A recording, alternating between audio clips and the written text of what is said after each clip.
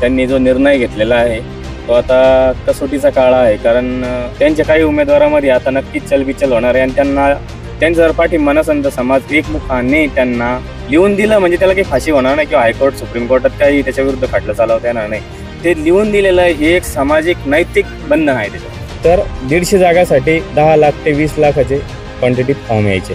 त्यातनं आपण 1:4 रेशोने इंटरव्ह्यू प्रीला 1:10 म्हणजे मला तरी असं वाटतं की सामाजिक परिस्थिती अशी आहे महाराष्ट्रात पहिल्यांदा 75 वर्षाच्या राजकारणामध्ये.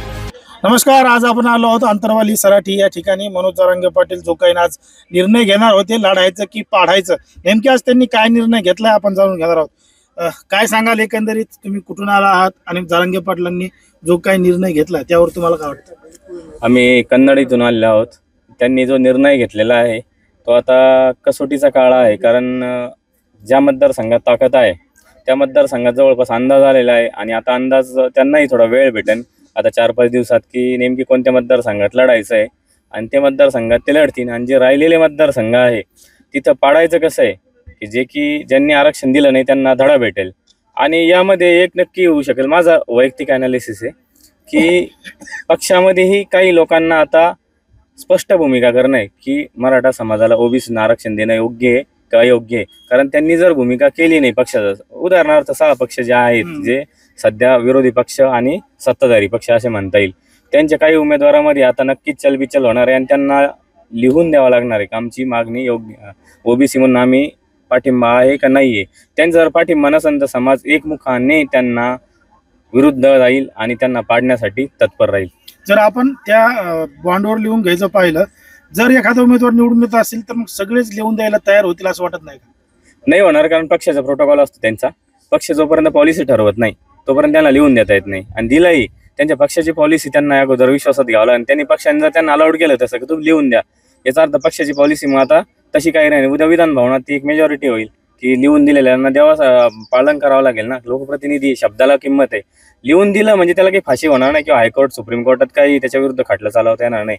कारण तो जो विधानमंडळात किंवा विधान भवनात जे बोलतो त्याच्या विरुद्ध बाहेर कोणताही खटला चालवता येत नाही आणि त्याला कोणतंही बंधन नसतं. त्यामुळे ते लिहून दिलेलं हे एक सामाजिक नैतिक बंधन आहे त्याच्यावर. नैतिक बंधन, बरोबर आहे. तुम्ही सुद्धा कन्नडमधून इच्छुक आहात. कन्नडमधून असे किती जण इच्छुक आहेत आणि जरांगे पाटलांनी ज्या पद्धतीने सांगितलंय तर वापस घेतील का फॉर्म, तुम्हाला काय वाटतं? असं अर्ज तर 22 आलेले आहेत, 4-5 लोक इच्छुक आहेत आणि प्रयत्नही करतायत सर्वच लोक. आणि दादांनी सांगितलं तर 100% तरी वापस घेतील. एखाद्याने घेतला नाही तर त्याचा वैयक्तिक प्रश्न असतो आणि पुढील करिअरसाठी ते धोक्याचंच असतं की कारण दादांचा एकट्याचा विषय नाही हा समाजाचा ओव्हरऑल विषय आहे की ज्यामध्ये सामाजिक हित दडलेलं आहे आणि त्या हिताच्या विरुद्ध चाललं तर मला वाटतं की सामाजिक हित दुर्लक्ष केले होईल त्यांनी आणि त्या आयुष्यभरासाठी त्याला महागात पडू शकतं कोणत्याही उमेदवाराला. असं सांगण्यात आलेलं आहे की 288 मतदारसंघामध्ये जे इच्छुक आहे त्या सगळ्यांनीच अर्ज भरा. आता अशी कंडिशन होऊ शकते की एका मतदारसंघामधनं 100 पर्यंत अर्ज जाऊ शकतात. आणि काय की काही वेळेस आपण असं बघतो की आपण माघारी घ्या असं जरी म्हटलं तरी बऱ्याच अंशी लोक माघारी अर्ज घेत नाहीत किंवा प्रतिष्ठेचा विषय बनून जातो. अशा सिच्युएशन मध्ये ही निवडणूक खूप साऱ्या गोंधळाने भरली राहील असं नाही का वाटत तुम्हाला? MPSCच्या 100 किंवा 150 जागांमध्ये मी परीक्षा द्यायचो, बरोबर. तर 150 जागासाठी 10 लाख ते 20 लाखाचे क्वांटिटीत फॉर्म यायचे. त्यातनं आपण 1:4 रेशोने इंटरव्ह्यू प्रीला 1:10 म्हणजे एका जागासाठी 10 पोरं, 150 जागा असेल तर 1,500 पोरं पास करायचो, बरोबर. त्यातनं चालणी व्हायची आणि नंतर इंटरव्ह्यूला 1:4 म्हणजे 600 पोराचे इंटरव्ह्यू घ्यायचो आणि घेताना पुन्हा फायनल 150 घ्यायचो.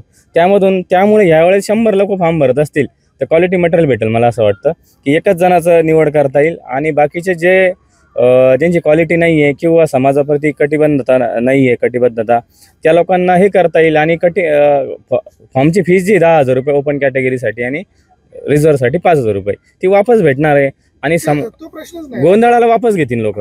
मला तरी असं वाटतं की सामाजिक परिस्थिती अशी आहे महाराष्ट्रात पहिल्यांदा 75 वर्षाच्या राजकारणामध्ये की जर जरांगे पाटलांनी शब्द टाकला की तुम्ही वापस घ्या फॉर्म तर कोणाची हिंमत नाही की फॉर्म ठेवायची. आणि जे ठेवतील त्यांची सायकोलॉजिकल कंडिशन नक्कीच ठीक नसणार. सांगितलंय त्यांनी आज की जो घेणार नाही असं समजू की तो पक्षाला विकला गेलेला आहे किंवा तो मॅनेज समजू आपण असं बोलून दाखवलं त्यांनी.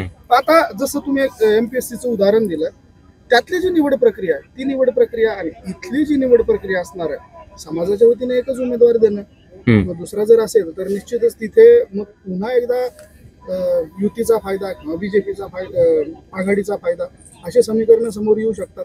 यावर तुमचं मत काय वाटतं तुम्हाला? कोणाचा फायदा आहे यापेक्षा सामाजिक हित काय हे जपल्या जाणार आहे. कारण काही मतदारसंघात अरे 50, 60, 100 आहे आणि त्यांच्या बोलण्यात तुम्ही सगळ्यांनी एक अनालिसिस, एक दुर्लक्षित पॉईंट झालेला आहे की मी राजकीय समीकरण जुळवतोय, मला 40 दिवसाकरताच राजकारण करावं लागणार आहे.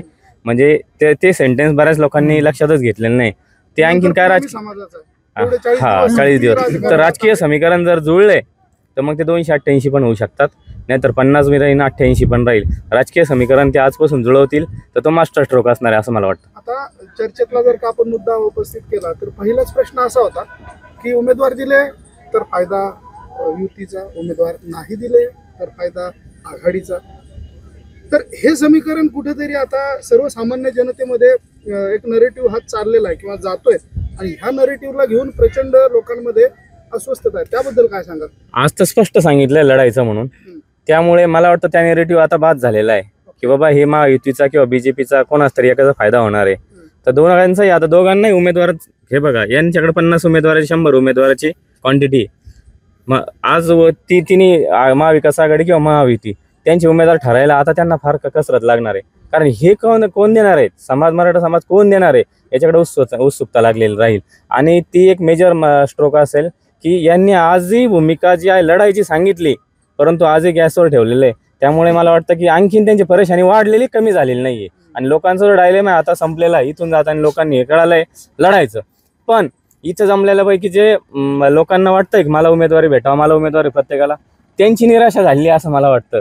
आणि बऱ्यापैकी सामाजिक मीडियाशी चळवळीत हे लोक तेच असतात, त्यामुळे तो नॅरेटिव्ह तुमच्यापर्यंत तसाच येईल. ह्या मुद्द्यावर मला तुम्हाला तुमचा वैयक्तिक प्रश्न तुम्हाला विचारायचा आहे. तुम्ही देखील इच्छुक म्हणून हे बघा, माझं राजकारण हा काही धंदा नव्हता किंवा राजकारणी नाही. मी चळवळी म्हणून आलेले. चळवळीला जर उमेदवार द्यायचा असला, मान्य असेल तर भेटेल. चळवळ म्हटले की उद्या पाडायचं आहे तर त्यासोबत आपण असलं पाहिजे, त्यात बिलकुल शंका नाहीये. त्यामुळे मला असं वाटतंय की हा निर्णय योग्य झालेला आहे.